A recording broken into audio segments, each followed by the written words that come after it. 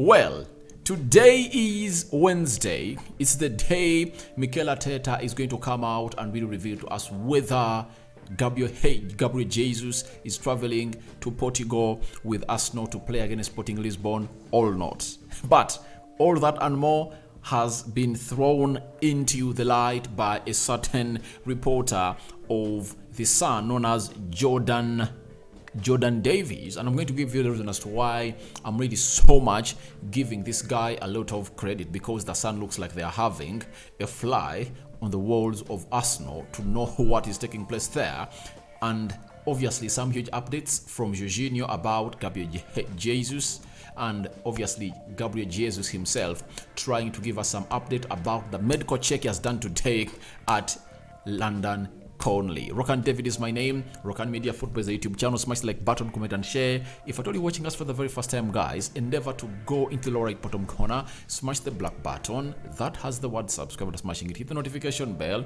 That will enable you get notified every time I upload a video onto this channel. Now, as it stands, it's really great for Arsenal fans all over the world, because Yaya Toure has also gone ahead and really given you your flowers and your props that every weekend when Arsenal is playing, he can't miss out onto your game because you are playing fantastic football. And it feels good. It's music to ears to see to it that players like Yaya Toure that really epitomized that central attack midfield position of the midfield are coming out and giving Arsenal the praise they deserve, because obviously, like them or hate them, they are the best team in the league.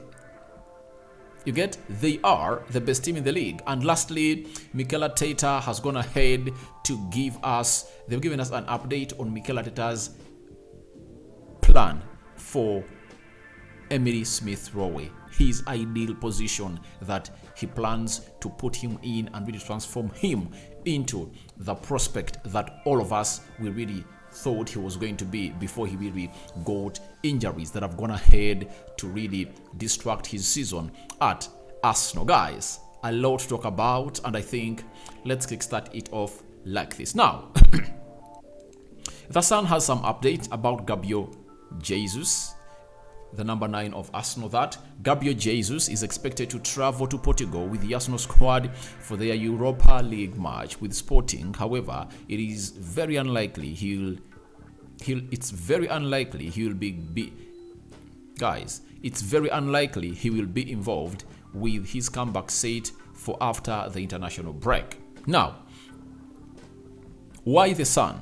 Why am I believing in this story? Let me show you something.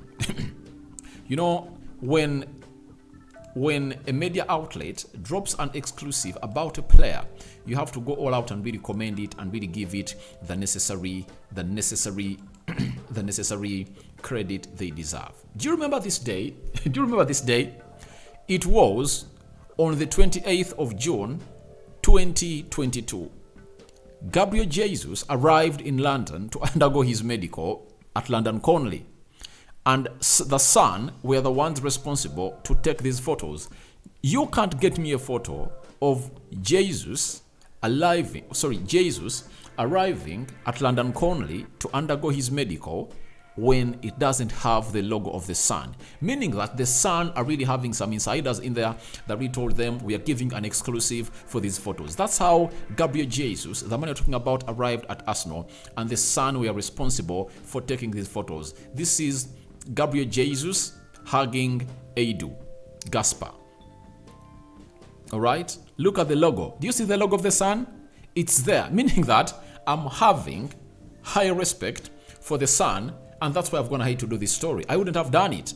I've just added dots and said, all right, if the Sun are telling us that he's going to travel to Portugal, then there must be a lot to really believe in this tabloid or in this story being given to us by the Sun. Now, they are telling us they're traveling to Portugal, and they are insinuating that him traveling to Portugal won't guarantee that he's going to be part of the 20-man squad to play against Sporting Lisbon. His return is expected after the international break, that is on 1st and 2nd April. That's what we are being told in by the Sun. But my mind is really thinking Arteta is in dilemma. That's it. He's in dilemma because he's left with no option. The only striking option as GOAT is Martinelli. Though he told us that even Emile Smith can lead the line, but you've seen it in the match preview. I've shown you how I think is going to stand. I think Emile Smith Rowe is going to play as a left forward, Martinelli through the center, and Reece Nelson as a right forward. With these games coming in thick and fast, Arsenal is really not having their main man, and they've tried to struggle to see to it that they keep themselves at the helm of the Premier League table this season. And that is a very wonderful job done. But for Gabriel Jesus is really under consideration by Mikel Arteta to travel to London. Let me show you something that shows you that this guy is really in for something new. And his knee has really healed. See to it that he's trying to try out such things. Now, today, Jorginho has captured Gabriel Jesus trying to learn something, and this is learning how to drive, and that is the Insta story of Jorginho. That is the Insta story of Jorginho. That is it as you see it. That is Gabriel Jesus. I think you've seen him. You see that he was being taught how to drive. That is it. That is the main man. That is Jesus for you, talking to Jorginho, and looks like they are linking up very, very well. And Jesus, that is him. That is the guy. Then after that, he took us to his Instagram and posted this story, as you see, meaning that he was undergoing a medical test at London Conley, and that's how the medical test is always carried out on several times. So I think you've watched it all, and if you add notes with him traveling to Portugal, he might travel to Portugal and be part of the squad, or be just part of the team to act as a motivator. That's it. But all in all, we are being told he's being considered to travel to Portugal. So let's wait and see how that's going to unfold for the main man, Gabriel Jesus, for Arsenal. Now, another source has gone ahead and revealed to us via BBS, it's BBC Radio 5, about how Arsenal have suffered without their main man. And trust me, I wouldn't like it to happen to Manchester United. We saw Casemiro out for like 2-3 games. Oh, it looked like a year without Casemiro. So no team would love to play without their main man for 3 months. And for Arsenal, unluckily enough, they've been playing without their main man for 3 months, and they are trying to really ground out results, and they are really doing well. Though, if at all they had Jesus, I believe they would have been way above Man City with like 10 points clear of City, because this man is really great. And this has been explained to us by Chris Sutton. He works on BBC 5 via HITC, that Jesus has been a massive loss for them. Arsenal have got Jesus in training. He's going to be massive for them. Getting him back would be absolutely enormous. It would give the team a real boost and a real lift, like a new signing coming in. Some Arsenal fans would not love to hear it out that Jesus is like a new signing for them, but 100% believe he is. Why? Away for 3 months. Why don't you call him a new signing? He is, and is a big loss hinted on by this gentleman, because this man is just inhuman. You know, he's a fantastic species of a signing. What a specimen that complements the front three of Arsenal. The way he presses, the way he creates assists, the way he makes other players look better, the way he really puts the central defenders on tenterhooks is really out of this world. And where would Arsenal be without Jesus? We've seen it, that in the last 8 games they've played, they've won 4, lost 2, and drawn 2. There are games Arsenal wouldn't have lost if Jesus was here, but he's here and is returning back in training, already training with Arsenal, and is under consideration to be flayed to Portugal. This story was brought in by S.R. Collins, the Arsenal correspondent for the Standard, meaning that there are considerations that Jesus might be flown to Portugal in the squad of Arsenal, according to me. Though there was a plan that he was supposed to play in the other hand, he's supposed to play his first match He's supposed to play his first match in the under-21s competitions of Arsenal, as you saw Jakub Knivio and Emile Smith Rowe do that before they are introduced into the game of Arsenal. As I predicted that tomorrow on Thursday, Jakub Knivio is getting his debut for Arsenal. So I think let's leave the Jesus story onto that, and let's get into this story of Emile Smith Rowe, as Mikel Arteta is planning to unleash this hell-end graduate known as Emile Smith Rowe. Been told by the Arsenal correspondent for the Evening Standard, it goes by names of Simon Collins, that Arteta's plan for Emile Smith Rowe to play in Arsenal's front three. Arteta's plan is for Emile Smith Rowe to play in Arsenal's front three, but long term there is belief among the coaching staff that he could end up playing as a number 8 in midfield alongside Martin Odegaard. So we must have been here calling in for Granit Xhaka's replacement, and maybe Mikel Arteta might have identified him already in none other than Emile Smith Rowe. I believe he's a very good central midfielder. For the first time we saw him play for Arsenal, he was playing in the central attacking midfield position before Martin Odegaard came in through. He went in, epitomized that position. He was impeccable, and obviously all Arsenal fans got excited.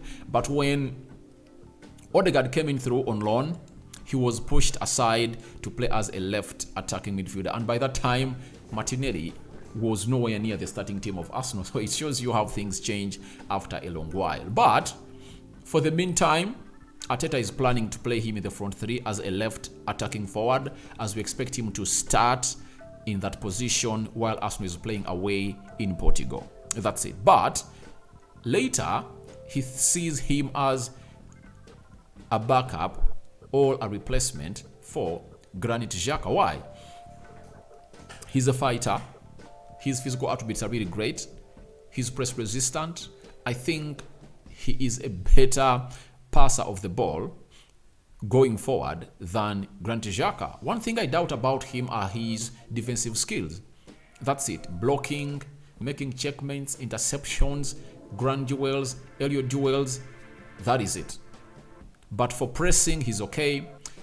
Controlling that midfield alongside Jorginho or Thomas Partey, he's good at that. So, to me, it's all happiness for Emile Smith Rowe, because I love those three players. I love Martinelli, I love Bukayo Saka, I love Emile Smith Rowe. And one thing I believe that Emile Smith Rowe does better than all of those, he's a direct player.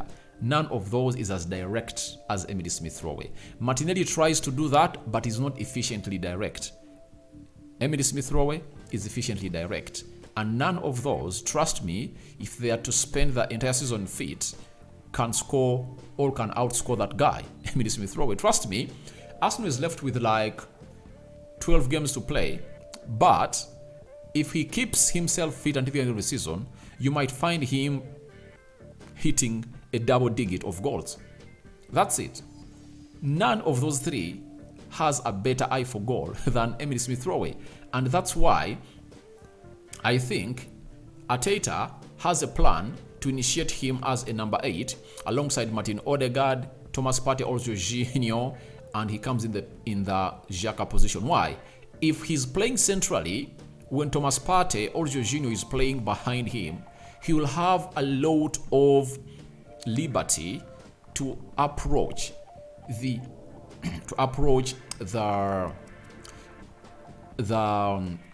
final third of the opponent. And when he makes those advances, they will position him, or he find himself positioned in good shooting positions, and you know him outside the 10 box area.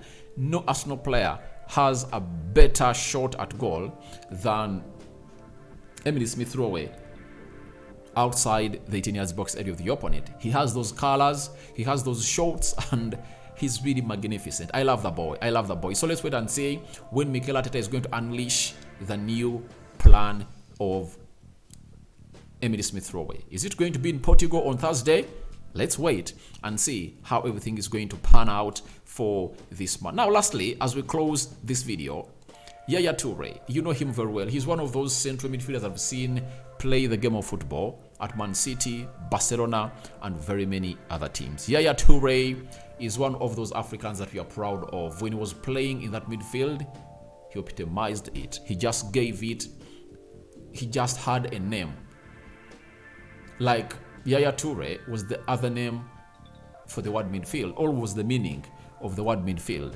When you look at how he played there, it was like he was the magnet and the ball was a metal. You get, every time he was playing there, he won all those aerial duels, grand duels, and he did a lot for Man City, though he fell out badly with Pep Guardiola, and his agent came out and really ranted that Man City will never win the Champions League, not until Pep Guardiola leaves, or Pep Guardiola goes on his knees and really asks for forgiveness from Yaya Toure. That's it. But that's A or B. But let's get into the main story about Yaya Toure and Arsenal. So Yaya Toure has gone ahead and talked to TalkSport via HITC Sport that every weekend when Arsenal play, I have to watch it. It's unbelievable between Arsenal and Manchester City. It's going to be tough. Breathtaking. So, breathtaking Arsenal. That's how you can call it. You get? Arsenal is one of those teams that have really caught many's eyes by storm.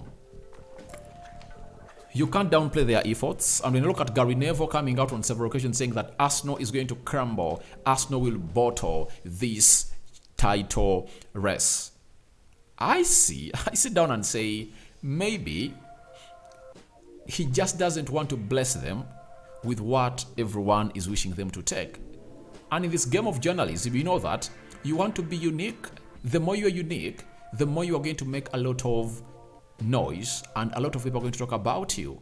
Few pundits have not yet admitted up to now that Arsenal are really the real winners of the Premier League, because very many tests have been put onto their way, very many questions have been put into their way, and they've given them answers. The more hurdles have been put in the Arsenal way, the more solutions Mikel Arteta and his army have provided or have gotten for those hurdles. And that's why Gary Neville is really still hesitant that Arsenal are not going to win the league. I think he's just trying to do it to have what we call an unpopular opinion onto something. An opinion that is unpopular, because this is written all over the world. With Jesus returning, you can't tell me that everyone is not understanding that this man just comes in back to do the job for Arsenal. In the remaining, how many games? 12 games. They are playing City. The only job they have to do is to win 10 and draw with City. That's it. And we don't know what City is going to be doing, because City, after the international break on 1st or 2nd, they're hosting Liverpool. You saw Liverpool annihilate my team United 7-0, meaning they're back. So you don't know what Liverpool is going to be all about when the international break comes in through. Though, if at all you're a Liverpool fan, you wouldn't like to see the international break coming in throughout this time when your team has just picked up, because you need that momentum. They're going to spend close to 2 weeks not playing the game of football together.